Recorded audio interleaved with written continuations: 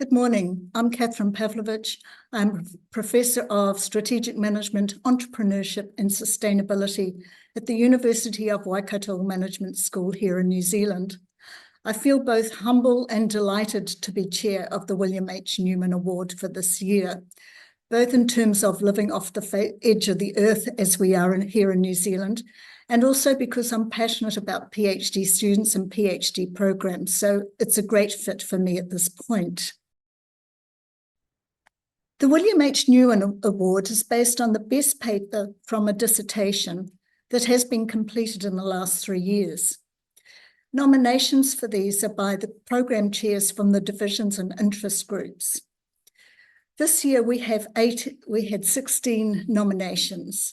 And as I read these papers, I thought, my gosh, it's going to be impossible to choose a winner here because they were all excellent and outstanding work, and everyone had different types of strengths. But luckily, I was joined by a fabulous committee. So my thanks to Eamon, Yulsi, Chris, and Victoria for the excellent work that they did. I chose the committee because of their diversity in terms of geographical location, their expertise in various aspects of scholarship, and also their methodology. Our task was to select some winners.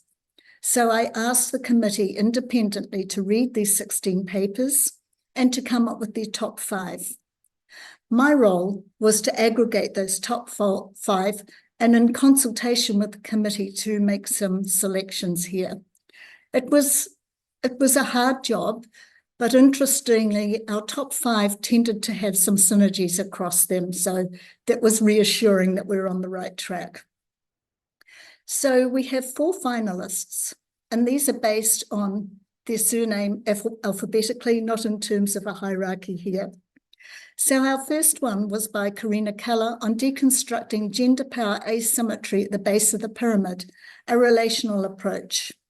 And in this paper, Karina examines entrepreneurial support organisations aimed at fostering female empowerment. The paper contributes in offering a relational view of the empowerment process situated in context-dependent social dynamics. Our second finalist, occupational devaluation but organisation revaluation, understanding gender pay discrimination by Sophie Mosen. We all know that very often male and females in the same job in the same institution have different pay, and there is a lot of discrimination within that process. But what Sophie has come up with was this new term of organisational revaluation. And what she found that organisations that were engaged in diversity, equity, and inclusion had a much closer gap. So the discrimination was not as significant. This is a significant finding going forward. Our third finalist, Finding Diamonds in the Rough, Data-Driven Opportunities and Pharmaceutical Innovation. Now, Matthew discovered that domain knowledge remains the significant source of competitive advantage, even in large data sets. Now, what he did find challenges our assumptions and earlier studies that suggest that large data has leveled the playing field. So this is a really important finding in knowing that the status quo continues and competitive advantage is based on that experiential and expert knowledge. The angle taken is both innovative and comprehensive, with a clear contribution to the strategy literature. Our final finalist, towards a Zen-informed spiritual research paradigm. Now, we chose this paper as a finalist because it breaks new ground for the Academy. Tiaman takes a completely different view of ontology, epistemology, and methodology in understanding the research process. Her approach here is most innovative and has significant implications for the Academy as it seeks alternative narratives around our grand challenges. So those are our 4 finalists. You all did outstandingly excellent work. But ultimately, we had to choose some winners. And I'd like to congratulate our co-winners here. Again, surname alphabeticized, Karina, Sophie, and Matteo. Congratulations and thank you for this opportunity.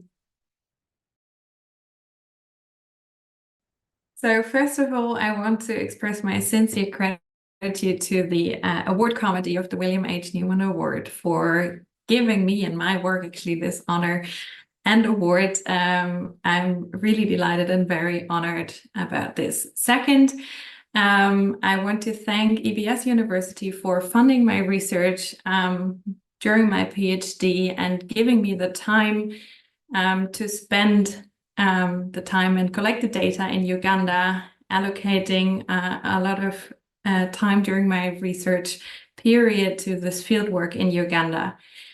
And moreover, I collaborated with Karin Kreuzer and Vera Schmarzmann on this project, so I also highly appreciate their support and collaboration throughout this period. Moreover, I want to thank Patricia Helena Hein and Esther Salvi, who gave me invaluable feedback and contributed to the current version of this work. And lastly, this work wouldn't have been possible without the support of the two entrepreneurial support organizations in Uganda and their members, because through them I could actually study female entrepreneurs and spark in this endeavor and collect my data. So I really appreciate their trust and their time that they gave to me.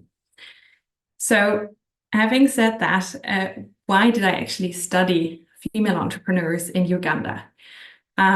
Female entrepreneurship is considered a highly effective tool, if I may say so, by governments, policymakers, impact investors, because the assumption is that through female entrepreneurship, we can increase actually gender equality, reduce gender inequalities, and in so doing, have a more fairer society. However, when looking into research, we can say, the results are rather inconclusive. So female entrepreneurship in these programs can be conducive, but also detrimental to women and the society. So this has intrigued me, and I further looked into this, how female empowerment has been conceptualized, understood, but also how and where the money was allocated to these programs. And I found out that most attention has been given to female entrepreneurs as individuals, as individual agents. But empowerment as such is a much more complex and context-dependent, socially embedded process that is not so easy to grasp, but also not so easy to tackle.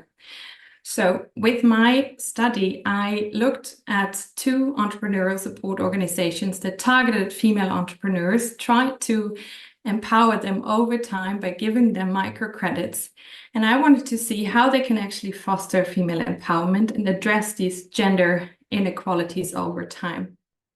Thank you so much. I'm really honored to receive this year's William H. Newman Award for my dissertation paper on gender pay discrimination. I would like to take this opportunity to first thank the DEI division for nominating my paper, but also to thank all the members of the selection committee of this award for reading through my paper and for selecting it as a winner. Also, I would like to congratulate all the other nominated authors. I owe this achievement to the incredible support system around me. A sincere thank you to my supervisor, Florian Kunze, for always providing me with constructive feedback and, even more importantly, for always reminding me to stay optimistic. I would like to extend my gratitude to the whole team back home, the Constance Future of Work Lab. The support and encouragement I receive from my colleagues on a daily basis are really instrumental for my PhD journey. My motivation to conduct research is always driven by a desire to understand gender inequalities in the workplace and to find possible countermeasures of these inequalities.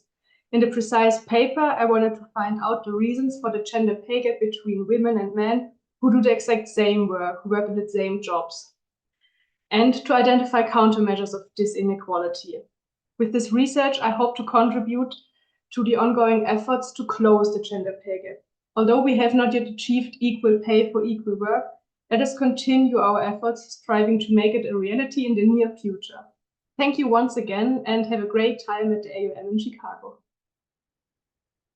I am extremely honored to receive the William H. Newman Award and grateful to the selection committee and to the team division for recognizing my dissertation. In my research, I explored the promise and perils of data-driven innovation and the ways in which theoretical knowledge is not substituted away, but rather complements big data by exposing their boundary conditions, recognizing false positives, and ultimately helping us making sense of the data themselves. And indeed, I am here today accepting this prize precisely because time and time again, people decided to overrule the data and give someone like me from the rural countryside and with no academic background the possibility to continue his studies.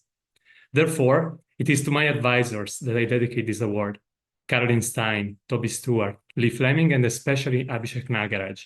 Their mentorship and support was nothing short of an act of love. For that, I'll always be grateful to them. Thank you.